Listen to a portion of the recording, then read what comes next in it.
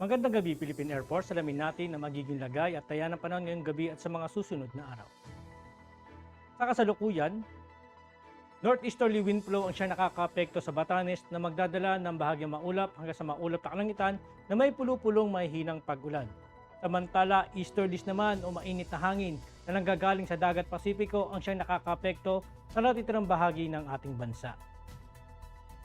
Dahil dito, asahan natin para sa ating general area forecast bukas, ang buong Luzon, partikular na ang Metro Manila, buong Visayas, at buong Mindanao ay makakaranas ng bahagyang maulap hanggang sa maulap na kalangitan na may pulupulong mahihinang pag-ulan, pagkulog at pagkidlat. Lulot ito ng mga localized thunderstorms sa dakong hapon o gabi. Para naman sa 3-day forecast sa Metro Manila, Cavite, Lipa, Angeles, Puerto Princesa, Calayan Island,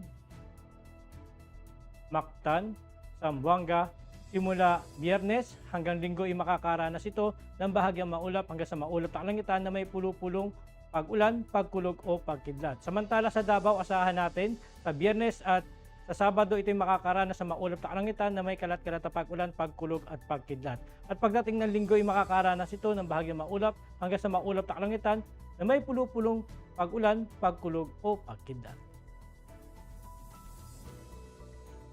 Ang araw ay lumubog kaninang 18:08 at sisikat bukas ng 05:51. Meron tayong 100% full moon illumination. Para maging updated sa lagay at taya ng panahon, i-follow lang ang aming social media accounts ng Air Force Weather Center.